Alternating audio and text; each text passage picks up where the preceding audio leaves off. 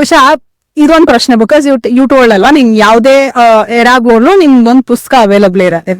ಇವತ್ತು ನನ್ಗೆ ಅನ್ಸಿದ್ ನಾನು ಏನೋ ಒಂದ್ ಪುಸ್ತಕ ಬರ್ದಿರ್ತೀನಿ, ಅಥವಾ ಇವಾಗ ನಾವು ಆಕ್ಚುಲಿ ಓದ್ತಾ ಇರೋದೆಲ್ಲ ಒಂದ್ 30, 40, 50 ವರ್ಷದ ಹಿಂದಿನ ಪುಸ್ತಕಗಳು ಕೂಡ ಇನ್ನೂ ಪ್ರಚಾಲಿತಿಲಲ್ಲಿ ಇದೆ. ಸೊ ಅವತ್ತಿನ ಕಾಲಮಟ್ಟದಲ್ಲಿ ಅವತ್ತಿನ ಲೈಫ್ ಸ್ಟೈಲ್ಗೆ ಹೊಂದುವಂತಹ ಕಥೆಗಳು, ಕಾದಂಬರಿಗಳು ಬಂದಿದ್ವು. ಇವಾಗ ನಾವ್ ಯಾಕೆ ಓದ್ಬೇಕು ಅದನ್ನ? ನಮ್ ಲೈಫ್ ಸ್ಟೈಲ್ ಚೇಂಜ್ ಆಗಿದೆ, ನಮ್ ಕ್ವಶನ್ ಎಕ್ಸಾಕ್ಟ್ಲಿ. ಬಹಳ ಜನ ಈ ಪ್ರಶ್ನೆ ನನ್ನ ಕೇಳಿದ್ದಾರೆ. ನಮ್ದು ಒಂದು ಸಿದ್ಧಾಂತ ಇದೆ, ನಾವೆಲ್ಲ ಕೇಳ್ತಾನೆ ಬೆಳೆದಿದ್ದೀರಲ್ಲ, ದೇಶ ಸುತ್ತು ಕೋಶ ಓದು ಅಂತ. ಯಾಕೆ ದೇಶನ ಸುತ್ತಬೇಕು, ಅಥವಾ ಯಾಕೆ ಕೋಶನ ಓದ್ಬೇಕು? ಕೋಶ ಅಂತಂದ್ರೆ ಯಾವ್ದೋ ವೇದ ಗ್ರಂಥಗಳು, ರಾಮಾಯಣ ಮಹಾಭಾರತ ಮಾತ್ರ ಅಲ್ಲ, ಎಲ್ಲ ತರದ ಪುಸ್ತಕಗಳು ಅನ್ಕೊಳ್ಳೋಣ. ಸೊ ಈ ತರ ಇರ್ಬೇಕಾದ್ರೆ ಯಾಕೆ ಓದ್ಬೇಕು ಅಂತ ನನಗನ್ಸತ್ತೆ ಅಂದ್ರೆ, ನೀವು ದೇಶ ಯಾಕೆ ಸುತ್ತೀರಾ? ಒಂದೊಂದು ದೇಶ ಒಂದೊಂದು ಟೈಮ್ ತಾನೇನು. ಜಸ್ಟ್ ಇಮ್ಯಾಜಿನ್, ನೀವು ರೀಲ್ಸ್ ಅಲ್ಲಿ ನೋಡ್ತೀರಾ, you can't imagine Japan is 2050 ಅಂತ. ಯಾಕೆಂದ್ರೆ ನಾವು ಟೆಕ್ನಾಲಜಿನಲ್ಲಿ ಅಷ್ಟು ವರ್ಷ ನಮ್ಗಿಂತ ಮುಂದೆ ಇದ್ದಾರೆ. ನಾವ್ ಆ ಕಾಲಮಾನನ ಭಾರತದಲ್ಲಿ ನೋಡ್ಬೇಕು ಅಂದ್ರೆ ಅಷ್ಟು ವರ್ಷ ಬದುಕಿರ್ತೀವ ಗೊತ್ತಿಲ್ಲ.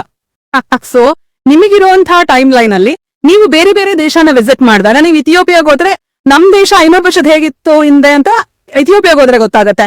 ಇನ್ನು 300 ವರ್ಷ ಆದ್ಮೇಲೆ ಇಂಡಿಯಾ ಹೇಗಿರುತ್ತೆ ಅಂತ ಗೊತ್ತಾಗ್ತದೆ. ಜಪಾನ್ ನ ವಿಸಿಟ್ ಮಾಡಿ, ಚೈನಾನ ವಿಸಿಟ್ ಮಾಡಿ, ಆರ್ ಎನಿ ನಾರ್ದರ್ನ್ ಕಂಟ್ರೀಸ್. ತುಂಬಾ ಬೇರೆ ಬೇರೆ ದೇಶಗಳು ಬೇರೆ ಬೇರೆ ವಿಚಾರಗಳಲ್ಲಿ ಡೆವಲಪ್ಮೆಂಟ್ ತೋರಿಸಿರತ್ತೆ. ಎಲ್ಲವೂ ಎಲ್ಲಾ ದೇಶನ ಕ್ಯಾಪ್ಚರ್ ಮಾಡಿರಲ್ಲ.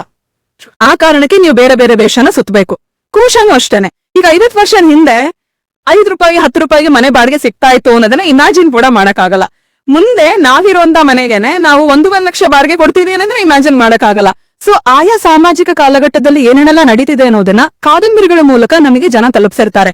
ನೀವ್ ಆ ಎರಾದಲ್ಲಿ ಲಿವ್ ಮಾಡ್ಬೇಕು ಅಂದ್ರೆ ಇರೋದು 2 ಆಪ್ಷನ್. ಒಂದು ಪುಸ್ತಕ ಓದಿ ಅನ್ಭವಿಸ್ಬೇಕು, ದೇಶ ಸುತ್ತಿದ್ರೆ ನೀವು ದೇಶಕ್ಕೆ ಹೋದ್ರು ಬಹುಶಃ ಏನು ಉಳಿದಿರಲ್ಲ.